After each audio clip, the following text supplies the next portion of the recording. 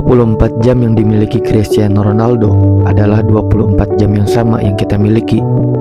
24 jam yang dimiliki oleh orang-orang sukses di luar sana adalah 24 jam yang sama yang kita miliki. Terus kenapa hasil yang kita dapatkan gak sebaik orang-orang sukses di luar sana ya? Mungkin salah satu jawabannya adalah manajemen waktu. Lo pernah gak sih ngerasa kayak 24 jam yang lo punya itu masih gak cukup? Sebenarnya mungkin bukan gak cukup ya, tapi manajemen waktu lo aja yang buruk. Biasanya pagi masih semangat, rencananya produktif abis, tapi pas jam 12 siang scroll Instagram aja udah sejam. Terus pas malam kerjaan yang harusnya kelar malah numpuk, terus lo kebawa stres. Nah, kalau lo sering ngalamin kayak gini, jangan khawatir. So di video kali ini gua bakal bahas rahasia manajemen waktu yang bisa bikin hidup lo lebih teratur dan gak bikin lo kewalahan. Gua bakal kasih tips praktis yang bisa lo langsung terapin abis nonton video ini. Stay tune.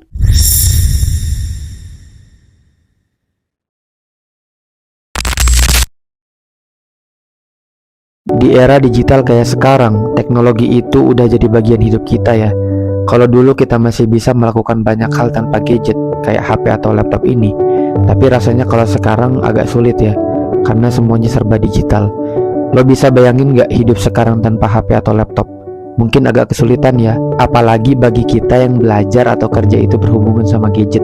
Nah, teknologi ini bisa bantu kita buat produktif, tapi juga bisa jadi distraksi yang paling besar. Menurut riset dari Harvard Business Review, rata-rata orang cek HP mereka 58 kali sehari. 58 kali bro. Kebanyakan dari itu bukan buat hal yang penting, tapi buat ngecek notif Instagram, TikTok, atau WhatsApp. Ini bikin waktu kita kebuang banyak tanpa sadar. Padahal sebenarnya teknologi juga bisa bantu lo buat lebih produktif asal lo pintar gunainnya. Contoh simpel, lo bisa pakai apps kayak Trello atau Notion buat ngatur to-do list lo, dan banyak banget aplikasi atau tools yang bisa kita gunain untuk memudahkan kita yang hidup di zaman modern ini. Kayak lo mau makan tapi mager keluar, lo bisa grab food. Lo mau belajar suatu skill baru, tinggal buka YouTube atau ikut kelas online.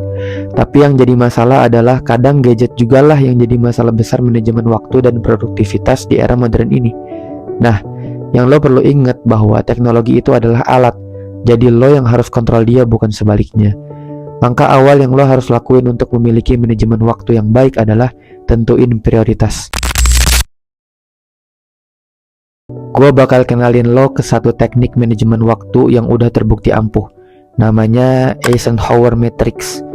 Buat lo yang sering pusing kebanyakan kerjaan atau gak tahu harus mulai dari mana, teknik ini bisa bantu lo banget buat tentuin prioritas sehari-hari lo. Eisenhower Matrix itu simple banget, dan ini didasarkan dari cara berpikir mantan Presiden Amerika Serikat, Dwight D. Eisenhower. Lo cuma perlu bagi semua kerjaan lo ke 4 kategori. Yang pertama adalah penting dan mendesak. Ini tugas yang harus lo kerjain sekarang juga. Biasanya deadline-nya mepet atau ada konsekuensi besar kalau lo nggak kerjain segera. Yang kedua, ada penting tapi nggak mendesak. Ini tugas penting tapi lo masih punya waktu buat ngerencanainnya. Fokusin di sini buat mencegah hal-hal jadi mendesak di masa depan. Yang ketiga, gak penting tapi mendesak.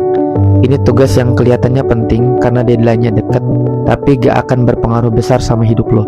Delegasiin tugas ini ke orang lain kalau bisa, tapi kalau gak bisa ya kerjain sendiri. Yang keempat, ada gak penting dan gak mendesak. Nah, ini tugas-tugas yang sebenarnya bisa lo skip. Buang-buang waktu aja kalau dipaksa dikerjain.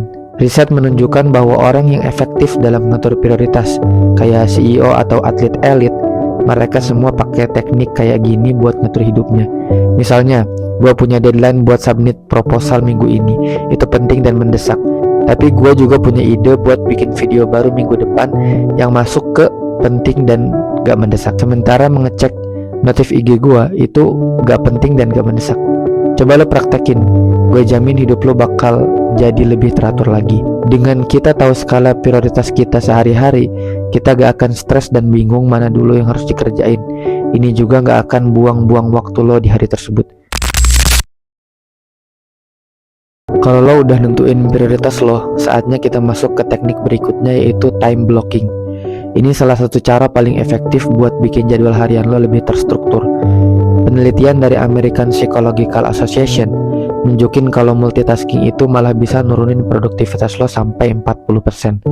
Jadi daripada lo nyoba ngerjain banyak hal sekaligus, mending fokus ke satu hal di satu waktu.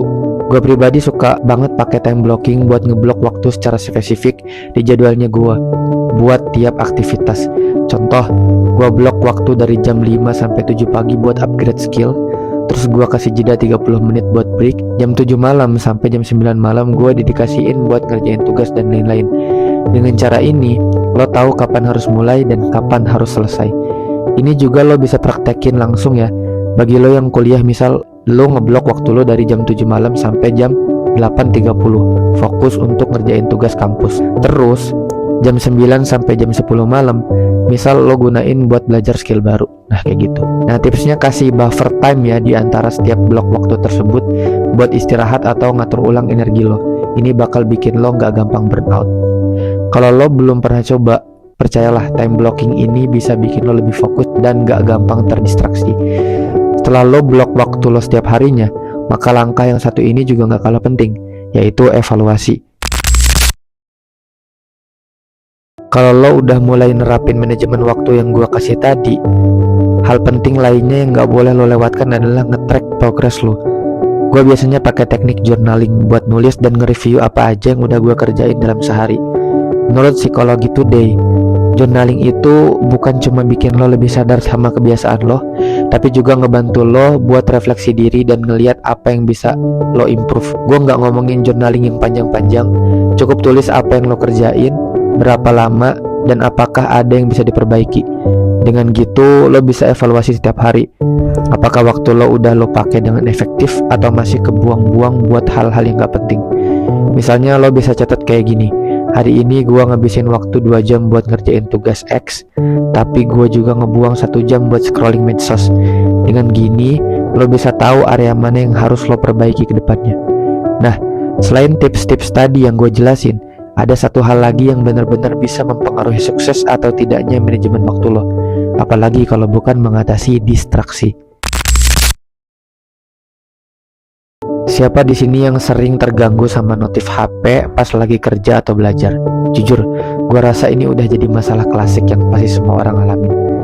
Lagi fokus kerja atau belajar atau ngerjain sesuatu, terus tiba-tiba ada notif Instagram atau WhatsApp, dan bawaannya langsung pengen cek.